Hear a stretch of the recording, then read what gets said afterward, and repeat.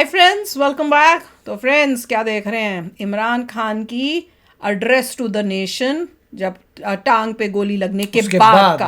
हम तो प्रेस से चोट में वो अब आए हैं और अपने जो है देखते हैं क्या हुआ। पाकिस्तान को एड्रेस करा। देखते हैं क्या बोलते हैं।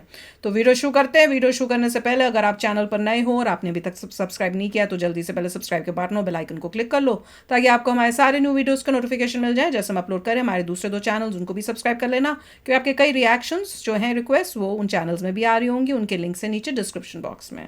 अगर आपको वीडियो पसंद था प्लीज़ लाइक एंड शेयर। चलिए शुरू करते हैं।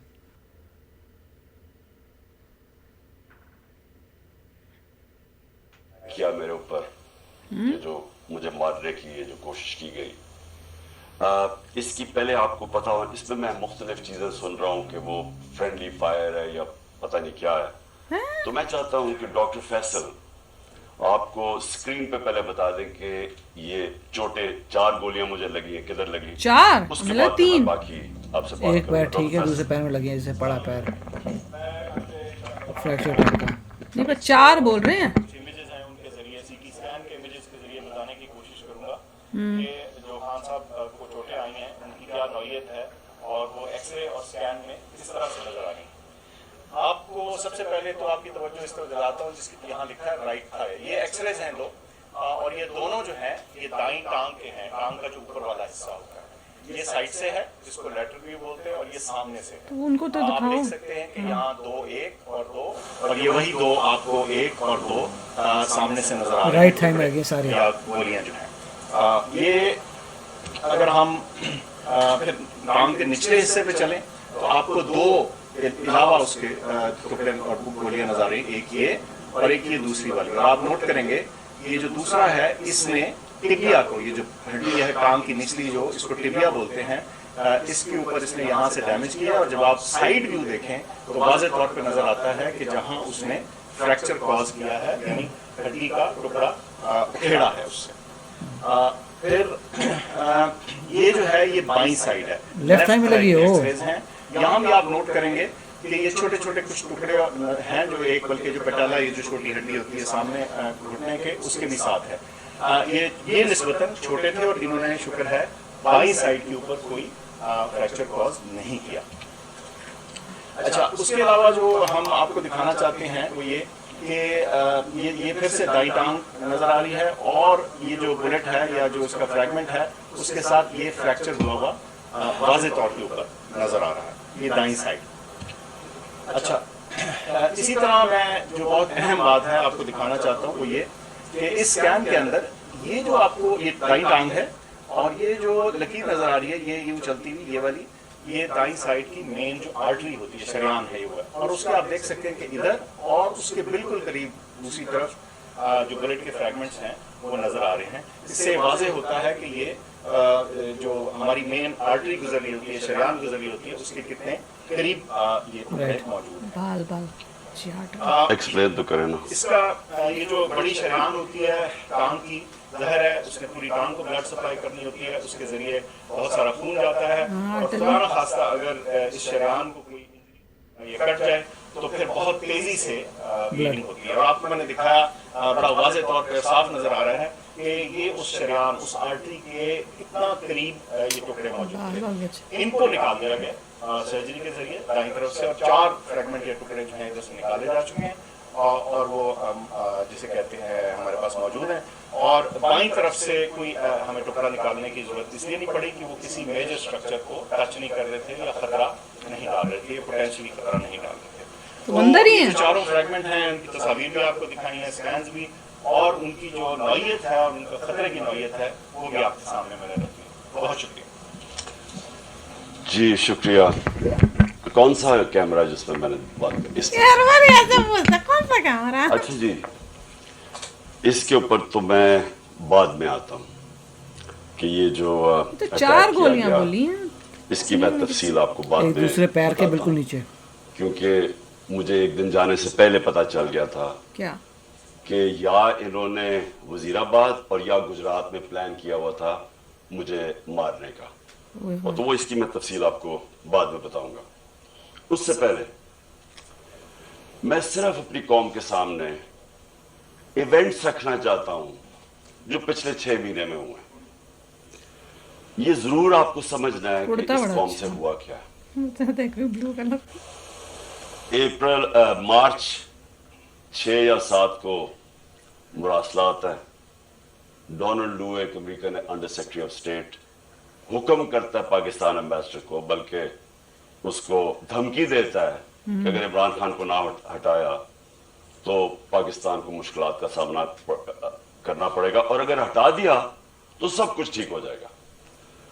वो तो और अगले दिन और नो कॉन्फिडेंस मोशन, अदम एतमाद की तहरीक जमा करवाई जाती है असेंबली में, और देखते देखते सारे हमारे लोग, एक मंडी लगती है सिंध हाउस में, और लोग बेचना शुरू हो जाते हैं।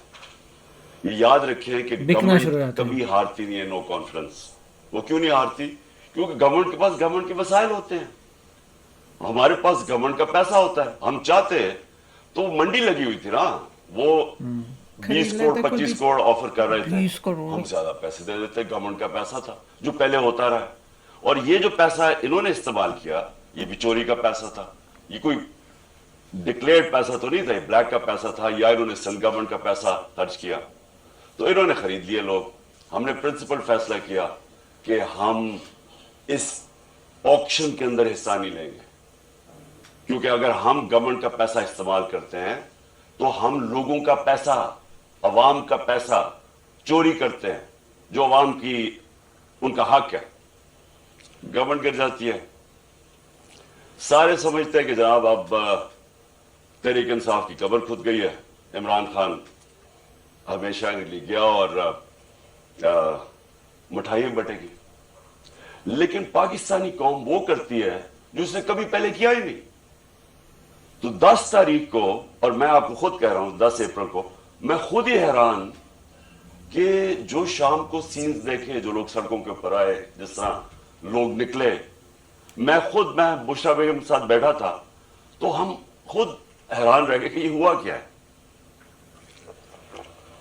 हुआ ये कि यहां 90 की दिहाई में 2 हुकूमतें करप्शन में निकाली गई। जब वो करप्शन में जाती थी और एस्टेब्लिशमेंट निकालती थी, लोग मिठाई बांटते थे। फिर जनरल मुशर्रफ आ गया, 2 दफा करप्शन में इन गवर्नमेंट्स को ना के वो खुद उसने मार्शल लॉ लगा दिया। लोगों ने मिठाइयां बांटी, लोग उनकी करप्शन से तंग थे, उन 2 जमातों की। उसके बाद जनरल मुशर्रफ ने उनको एनआरओ दे दिया, वो वापस आ गए। फैसला जनरल मुशर्रफ ने किया एनआरओ देने का, जब उसके पास राइट ही नहीं था कि अवाम का पैसा चोरी, करप्शन का मतलब होता है अवाम का पैसा चोरी होना, तो अवाम का पैसा चोरी होगा, जनरल मुशर्रफ माफ कर देता है उनको, वो आ जाते हैं। और 10 साल 4 गुना पाकिस्तान का कर्जा बढ़ता है। करप्शन केसेस उन्हीं दौरों में इनके बनते हैं। ये जो अब एनआरओ ले रहे हैं 2, ये 95% करप्शन केसेस उस 10 साल के बने हुए थे। 4 गुना पाकिस्तान का कर्जा बढ़ जाता है। मुझे लोग वोट देते हैं इसलिए कि लोग इनसे तंग थे। और उसके बाद वही एस्टेब्लिशमेंट फैसला करती है कि अब चेंज की वक्त आ गया, और वो इनको वापस ले आती है, और यही कॉन्स्पिरेसी होती है बाहर, एक बैरूनी कॉन्स्पिरेसी अंदर, और या फैसला हो जाता है। कहते हैं जी हम न्यूट्रल हो गए हैं। न्यूट्रल का कोई भी मतलब ले लें, मतलब तो ये है कि उन्होंने पता था कि साजिश हो रही है, रास्ता नहीं रोका, ये आ जाते हैं। अब होता क्या है, एस्टेब्लिशमेंट को इस मुल्क में आदत पड़ गई थी कि जिधर वो लोगों को धकेलेंगे लोग उधर चले जाएंगे। जब वो चेंजेस लेके आते हैं, मिठाइयां बढ़ती है। एस्टेब्लिशमेंट को आदत थी। उनको एक धचका पड़ा कि इस बारी पाकिस्तानी कौम ने फैसला किया कि नहीं, ये जो 30 साल से मुल्क को चोरी कर रहे हैं, हम इनके साथ नहीं जाना चाहते, और इसलिए वो पब्लिक सड़कों पे आ गई। मैंने अवाम से मैं उठा हुआ हूं। मैंने तो कोई किसी मिलिट्री एस्टेब्लिशमेंट के अंदर मेरी पार्टी तो नहीं बनी थी, जिस तरह नवाज शरीफ बना था या जिस तरह जुल्फिकार अली भुट्टो बना था। मैं तो 22 साल स्ट्रगल करके अवाम से ऊपर आया था, तो मैंने तो अवाम में वापस जाना था। और अवाम ने जिस तरह मैं अब क्या कहूं, मेरी पजीराई की, जिस तरह उन्होंने मेरी हौसला अफजाई की, मैं तो खुद ही उस पर भी हैरान रह गया। गर्मी की इंतहा, यानी इस बारी अप्रैल और मई, दुनिया में कहते हैं कि पाकिस्तान सबसे गर्म मुल्क था, इतनी गर्मी थी, और एक से एक बड़ा जलसा पब्लिक ने आना शुरू हो गया।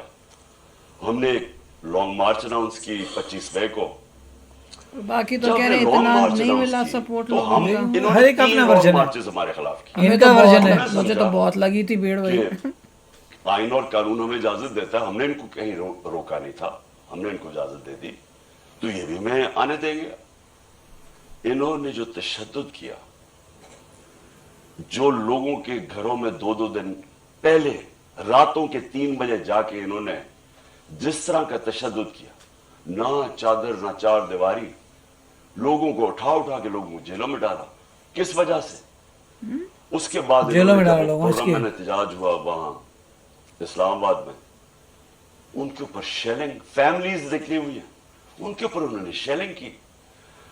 और हम हैरान कि क्या इनके लिए जायज है लॉन्ग मार्च और हमारे लिए नहीं है? ऊपर से पहले आप बैरूनी साजिश के तहत आए, फिर सारे चोरों को ऊपर बैठा दें, हम एहतजाज करें तो हमें भेड़ बकरियों की तरह डंडे मारे। तो उसके बाद इन्होंने समझा कि पार्टी बिल्कुल ही खत्म हो जाएगी, मम्मी डैडी पार्टी है, यहाँ तो औरतें बच्चे आते हैं, तो इन्होंने समझा कि खत्म हो जाएगी। और ये समझे नहीं पाकिस्तानी कौम को, मम्मी डैडी पार्टी। क्योंकि बंद कमरों में जब फैसले होते हैं आपको नहीं पता कि ग्राउंड के ऊपर क्या हो रहा होता है। जो इंफॉर्मेशन ये लेते हैं, अगर इनकी इंफॉर्मेशन ये करेक्ट होती तो इस मुल्क में इतने ज्यादा हादसे ना हुए होते। इंफॉर्मेशन किधर से आती है, ग्राउंड का सिचुएशन नहीं पता। आप क्लियरली जब नहीं देख बोल रहे रहे, हैं कि पब्लिक निकली हुई है और उन्होंने सीधा रिजेक्ट कर सीधा बोले दिया, यार, सबको समझ तो है। कौम नजर आ रहा है कि इंपोर्टेड गवर्नमेंट को रिजेक्ट कर रही है, मतलब वो अपीस कर रहे हैं कौम को। बजाय कौम ने बहुत अच्छा काम किया, थैंक यू कौम। जिस मैं तरह चोर भेड़ नहीं हूँ, बकरियों पहले को चोरी मार मार होती के थी। सीधे नहीं करते, वो शुरू हो गया करना। बाय इलेक्शन आया 17 जुलाई को। 17 जुलाई के बाय इलेक्शन में सारी गवर्नमेंट की मशीनरी इस्तेमाल हुई। इलेक्शन कमीशन ने हर किस्म की धांधली की इनके लिए। ईवीएम मशीन उसने इसलिए नहीं आने दी क्योंकि इन दोनों पार्टीज ने जाली वोट्स रजिस्टर करवाई हुई हैं हर हल्के में। नहीं तो कॉमन सेंस है कि सारी टेक्नोलॉजी का इस्तेमाल करें। जो 2015 के अंदर जो जुडिशल कमीशन बैठी थी धांधली पे, उसमें एक चीज वाजे होगी कि अगर आप ईवीएम मशीन ले आए तो 90% धांधली खत्म हो जाती है। इन्होंने जान के नहीं आने दी, इस इलेक्शन कमीशन ने रोका। इन दोनों पार्टीज, इन्होंने मुखालफत की और हैंडलर्स ने मुखालफत की, क्योंकि मैनिपुलेट नहीं हो सकते इलेक्शन। उसके बाद बटन दबाओ तो रिजल्ट आ जाता है। हम हैरान, हम चाह रहे फ्री एंड फेयर इलेक्शन। पहली दफा गवर्नमेंट ने कोशिश की और इन्होंने अपोज किया। उसके बावजूद पीटीआई स्वीप कर जाती है, तहरीक इंसाफ जीत जाती है, सारे दंग रह जाते। फिर भी साइंस नहीं पढ़े कि कौम किधर खड़ी है। उसके बाद मजीद और प्रेशर, धमकियां, और उसके बाद क्या होता है कि एक चेंज होता है, एक हैंडलर आ जाता है Islamabad, Faisal, general Faisal, major general Faisal. ये फैसल की तो बात कर रहे वो कह के आता है कि मैं अब तुम्हें बताऊंगा कि मैं कैसे इनको सीधा करता हूं। हैं तो। और सख्तियां शुरू हो जाती हैं। जो तहरीक इंसाफ के लिए मीडिया कवर कर रहे हैं उनके लिए सख्तियां, जो जर्नलिस्ट तहरीक इंसाफ को फेवर कर रहे हैं उनके ऊपर सख्तियां।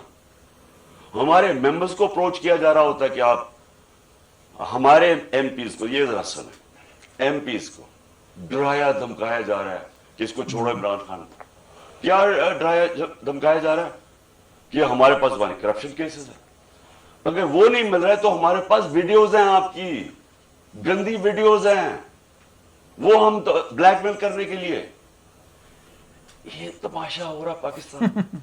तो फ्रेंड्स, काफ़ी मतलब बोलने की कोशिश करें, पर पूरा मेरे ख्याल से पॉलिटिक्स में पूरा ब्लाइंड देखिए, सीधा जैसे हम लोग बोलते हैं। समराइज यही कर रहे हैं कि भाइयों, मैं अच्छा बंदा हूँ, मुझसे पहले से बुरे लोग थे, मैं आया हूँ, आप लोगों ने मुझे सपोर्ट किया, आप लोगों ने अच्छा किया। उसके बाद आर्मी या जो भी ISI है उसने मुझसे बदला लेना था, उसने बदला लिया है और यही हुआ है। ये लोग जो पावर में है मुझे हटाना चाहते हैं, ये धांधलेबाजी करते हैं, ये करप्ट लोग हैं। मैं ही एक था जो करप्शन नहीं करता और मैंने किया भी नहीं है। बोल तो यही रहे हैं। बस हो गया that's पता। primarily, अभी तक तो यही कहा है। और साथ में ये भी पता चला कि हम लोग तो सुन रहे थे 3 गोलियां, इन्होंने तो बोला 4 गोलियां लगी हुई हैं। मतलब दोनों पैरों में लगी है, एक में नीचे लगी है थोड़े, राइट वाले में ऊपर लगी हैं, लेफ्ट में नीचे लगी हैं, और अभी बैठे हुए हैं और दिखा रहे हैं अपनी पट्टी वगैरह, और उन्होंने बता दिया आर्टरी बच गई, मतलब ज़्यादा ब्लड लॉस नहीं हाँ, हुआ। तो बड़े वैसे बहुत ही खतरनाक चीज़ है। राइट, मतलब देखिए इससे वो खुद ही कह रहे हैं कितनी करप्शन है, ये है वो है, तो मतलब समझ आ रहा है सिचुएशन बहुत ही कंट्री की ख़राब है, जहाँ पे कोई मतलब अब कहते हैं कि एक्स प्राइम मिनिस्टर आता है और इस तरह की स्पीचें दे रहा है कि तुम्हारा पैसा खा गए, ये कर गए, वो कर गए। I don't know, this is country का तो बुरा हाल है, कोई सोच ही नहीं सकता किसी कंट्री के अंदर इस बहुत टाइप ही से प्राइम बुरा मिनिस्टर का को आके ये सब बोलना। कभी देखा नहीं ऐसे किसी एक्स प्राइम मिनिस्टर को ऐसे बोलते हुए कि भाई तुम्हारा पैसा लग जाएगा, उन्होंने मंडी लगी हुई है, लोग बिक रहे हैं, ये वो। मतलब इमरान खान जो भी हैं बोल रहे हैं साफ साफ कि भाई ये सब तुम्हें हो रहा है, मैं तुम्हें बता रहा हूँ। और बावजूद कि अभी अटैक हुआ है उसके बाद आके बोल रहे हैं कि हमने तो सुना था कि शायद वार्निंग साइन दिए हुए कि अभी भी संभल लो, नहीं तो हम कुछ कर देंगे, पर इमरान खान बैक डाउन नहीं कर रहे, वो अभी भी आके बता रहे हैं। राइट, देखते हैं अभी क्या होता है। मगर वो बता रहे हैं कि भैया मैं सच्चा हूँ और लोग करप्ट हैं, अगर तुम चाहते हो सब अच्छी तरह से तुम्हारी कंट्री चले तो मुझे जिताओ। अब ये तो पाकिस्तान के लोगों को ही पता होगा भैया क्या चल रहा है और कौन सच्चा है यहाँ पे और कौन झूठा है। तो चलो फ्रेंड्स, अभी शेयर करना अपने थॉट्स, चलते हैं, मिलेंगे नेक्स्ट वीडियो में बहुत ही जल्द। Till then take care and bye bye. तो अगर आप मेरे इस चैनल पे नए हो तो जल्दी से सब्सक्राइब के बटन को हिट करो और बेल आइकन को क्लिक करो, ताकि आपको मेरा जब नया वीडियो मैं लगाऊं आपको उसके बारे में जल्दी से पता चल जाए।